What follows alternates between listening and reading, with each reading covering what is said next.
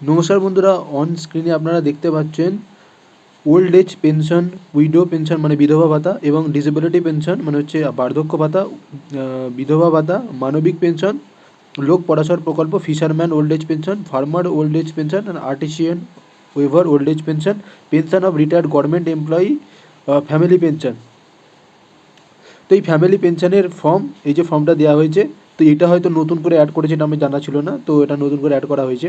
তো বেসিক্যালি আমরা যে আপনাদের যে বহু প্রশ্ন ছিল যে এই ফর্মে জেনারেল আবেদন করতে পারবে না, যে প্রথম যে ফর্মটা দেওয়া হয়েছিল সেটাতে দেওয়া হতে পারবে না, তো বর্তমানে দেখুন এখানে দেখানো হচ্ছে কিন্তু জেনারেলরাও আবেদন করতে পারবে। কোথায় গেল এই যে কাস্ট। তো এর ফর্মটা ফিল আপ কী করে করবেন, দ্য ফর্ম কিন্তু সেমই আছে, তেমন কিছু চেঞ্জেস নেই। প্রথমে আপনাদেরকে কী করতে হবে, তো শুরু করার আগে বলে রাখি আপনাদেরকে, যারা ফেসবুক থেকে দেখছেন ফলো করে নেবেন, ইউটিউব থেকে দেখছেন সাবস্ক্রাইব করে নেবেন, আর ভিডিওটা অনেক অনেক শেয়ার করে দেবেন যাতে সবার কাছে পৌঁছতে পারে। তো দেখুন এখানে বলা হচ্ছে, প্রথমে আপনাদেরকে ফটো কিন্তু পাসপোর্ট সাইজ একটা ভরে দিতে হবে, এখানে অ্যাটাচ করে দিতে আঠা দিয়ে। তো বেসিক্যালি ফর্মটা কিন্তু তোমরা পাবেন কিন্তু জনকল্যাণ শিবির থেকেই পেয়ে যাবে।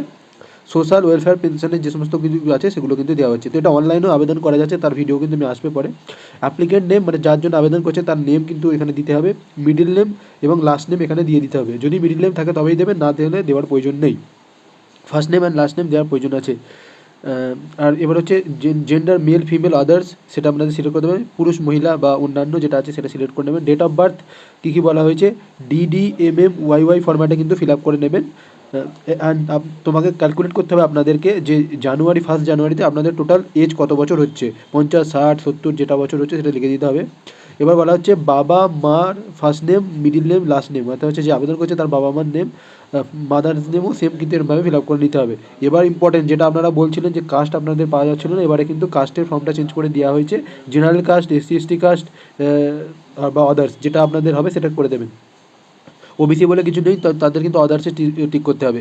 এবার বলা হচ্ছে আপনি ম্যারিড না আনম্যারিড, মেরিটিয়াল স্ট্যাটাস, আনম্যারিড হলে আনম্যারিড করে দেবেন, ম্যারিড হলে ম্যারিড করে দেবেন, সেপারেটেড হলে মানে আলাদা থাকেন, উইডো আর মানে হচ্ছে উইডো হলে উইডোতে ক্লিক করে দেবেন, উইডোর হলে তাতে ক্লিক করে দেবেন। এবার বলা হচ্ছে স্পাউস হাজব্যান্ডের নাম, মিডিল নেম, লাস্ট নেম, যার হাজব্যান্ড নেই তাহলে সেক্ষেত্রে কিন্তু দেওয়ার প্রয়োজন নেই, কারণ হচ্ছে এখানে বলা হয়েছে ইফ অ্যাপ্লিকেবল, এখানে একটা অপশান দেওয়া আছে ইফ অ্যাপ্লিকেবল, আপনারা দেখতে পাচ্ছেন। তো যদি প্রয়োজন হয় তখনই দেওয়ার দরকার আছে, না দেওয়ার প্রয়োজন নেই। এবার বলা হচ্ছে ফ্যামিলি ইনকাম, আপনাদের ফ্যামিলির ইনকাম কত সেটা কিন্তু এখানে দিয়ে দেবেন। এবার আধার কার্ড নম্বর অবশ্যই আপনাদেরকে ফিল আপ করতে হবে এবং ভোটার কার্ড নম্বর অবশ্যই ফিল আপ করতে হবে, কারণ এখানে কিন্তু স্টার দেওয়ার মার্কস দেওয়া আছে, দেখতে পাচ্ছেন এখানে স্টার মার্কস দেওয়া আছে, এখানে ফিল আপ করতে হবে। কন্ট্যাক্ট ডিটেলস, আপনাদের কন্ট্যাক্ট ডিটেলসের মধ্যে কী কী হচ্ছে, ওয়েস্ট বেঙ্গল তো ওখানে অটোমেটিক লিখে দিয়েছে। এবার অ্যাসেম্বলি মানে হচ্ছে আপনার বিধানসভার যেখানে ভোট দেন সেখানে বিধানসভার যেটা কনস্টিটিউয়েন্সি কোনটা সেটা দিয়ে দেবেন, ডিস্ট্রিক্ট কোনটা দিয়ে দেবেন, পুলিশ স্টেশন আপনার থানা, আপনাদের ব্লক, মিউনিসিপ্যালিটি, কর্পোরেশন যেটার আন্ডারে আপনারা পড়েন তার ডিটেলস কিন্তু দিতে হবে। যদি ব্লকের আন্ডারে পড়েন ব্লকের ডিটেলস দেবেন, মিউনিসিপ্যালিটি হলে মিউনিসিপ্যালিটি এবং কর্পোরেশনের আন্ডারে হলে কর্পোরেশন। তো এবার চলে আসি সেকেন্ড পেজে, কি বলা হচ্ছে গ্রাম পঞ্চায়েত বা ওয়ার্ড নেম, দেখতে পাচ্ছি এখানে বলা হয়েছে গ্রাম পঞ্চায়েত বা ওয়ার্ড নেম, এটা আপনাদেরকে দিতে হবে। টাউন বা সিটি দিতে হবে। হাউস বা প্রেমাইসেস নাম্বার যদি প্রয়োজন হয়, যদি থাকে তবেই দেবেন। স্ট্রিট নেম প্রয়োজন নেই, যদি জানেন তবেই দেবেন। পোস্ট অফিস এবং পিনকোডটা ম্যান্ডেটারি, এটা কিন্তু আপনাদেরকে দিতে হবে। বুঝতে পারছেন এটা কোনটা কোনটা দিতে হবে, কোনটা কোনটা দিতে হবে না। যেটা স্টার মার্কস দেওয়া আছে অবশ্যই আপনাদেরকে ফিল করতে হবে। নাম্বার অফ ইয়ার্স ডিউলিং মানে ডিউলিং মানে হচ্ছে ডুয়েলিং মানে বসবাস করা, কত বছর ধরে বসবাস করছেন। মোবাইলে নাম্বার এবং ইমেল ইফ অ্যাপ্লিকেবল, যদি আপনার ইমেল থাকে তাহলে দেবেন, যদি না থাকে দেওয়ার প্রয়োজন নেই, না দিলেও চলবে। ব্যাঙ্ক নেম মোস্ট ইম্পর্টেন্ট জিনিস, এবং সেই ব্যাঙ্কে যেন ডিবিটি লিঙ্ক করা থাকে, কারণ গভর্নমেন্ট পরবর্তীকালে ঘোষণা করবে যে ডিবিটি লিঙ্ক করা জিনিসগুলি আপনাদেরকে দিতে হবে। তো অবশ্যই আপনাদের ডিবিটি লিঙ্ক যেন করা থাকে সেই সমস্ত ব্যাঙ্ক অ্যাকাউন্টটা দেবেন, বা যে ব্যাঙ্ক অ্যাকাউন্টটা দিচ্ছেন সেই ব্যাঙ্ক অ্যাকাউন্টে গিয়ে ডিবিটি লিঙ্ক করিয়ে নেবেন। এখানে ব্যাঙ্ক নেম যদি ব্যাঙ্ক অফ ইন্ডিয়া বা স্টেট ব্যাঙ্ক বা কানাড়া ব্যাঙ্ক বা পাঞ্জাব ব্যাঙ্ক যে ব্যাঙ্ক হবে সেটা দেবেন। ব্যাঙ্কের ব্রাঞ্চ নেম কোন ব্রাঞ্চে আছে, কলকাতা ব্রাঞ্চ, যে কোনো ব্রাঞ্চ বা আপনাদের লোকাল ব্রাঞ্চ যে ব্রাঞ্চে আছে সেই ব্রাঞ্চটা দিয়ে দেবেন। ব্যাঙ্ক অ্যাকাউন্ট নাম্বার মানে কোনো মিস্টেক ছাড়া আপনাদেরকে ফিল করতে হবে। তো IFSC কোড, এটা কিন্তু অবশ্যই এই দুটো জিনিস মিস্টেক হলে মানে আপনি টাকা পাবেন না, অ্যাসিওর হয়ে যাবে। তো এই জিনিসগুলো যেন ঠিক থাকে।